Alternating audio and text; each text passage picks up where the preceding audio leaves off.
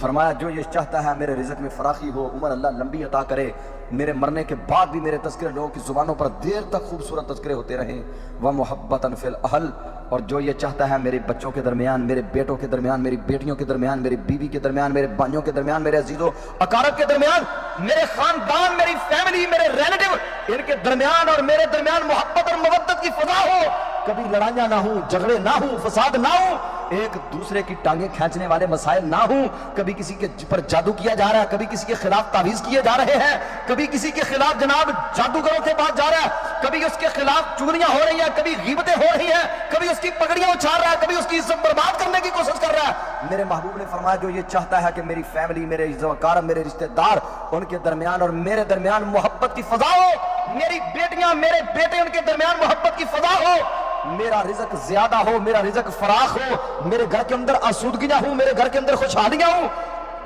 مجھے بتلائیں محمد الرسول اللہ صلی اللہ علیہ وسلم کی زبان نبوت سے بڑھ کر کسی کی زبان سچی ہو سکتی ہے؟ آپ نے فرمایا وہ ایک کام کرے، فَلْيَتَّقِ اللَّهَ، اللہ سے ڈرے، فَلْيَصِلْ رَحِمَهُ، کبھی اپنے رشتہ داروں سے نہ لڑے، جو روٹھ جائے اسے منا لے، جو ناراض ہو جائے اسے راضی کر لے۔ یہ اگر اپنے آپ کو سمجھتا ہے میں سچا بھی ہوں پھر بھی ناراض کو منا لے، اللہ کی عظمت کی قسم ہے، میرے محبوب نے ضمانت دی، اللہ کبھی اس کے گھر کے اندر فاقہ نہیں آنے دے گا۔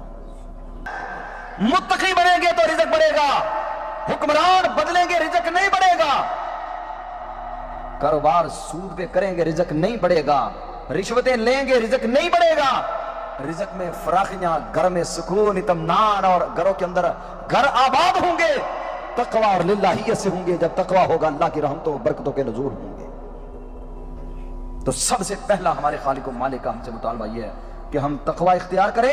اگر ہم نے تقوی اختیار کر لیا اللہ رزق کے اندر فراخیاں دے گا، اگر رزق کی فراخیاں نہ بھی ہوئی، جتنا ہے وہ اللہ اس میں تمہارے لیے اطمینان ڈال دے گا، اللہ تمہاری ساری ضرورتیں اس میں پوری کر دے گا۔ جب ساری ضرورتیں انسان کی پوری ہوں تو پھر پریشانی ہوتی ہے؟ کوئی پریشانی نہیں۔ تو پہلی چیز یہ ہے تقوی۔ دوسری چیز نبی مکرم جناب محمد رسول اللہ صلی اللہ علیہ وآلہ وسلم نے فرمایا یہ وہ چیزیں ہیں جو اب مفقود ہوتی جا رہی ہیں، گم ہوتی جا رہی ہیں، جن سے ہم خالی ہوتے جا رہے ہیں۔ آج تقوی کی وہ نوعیتیں ختم ہو گئیں جو صحابہ کرام کے پاس تھیں۔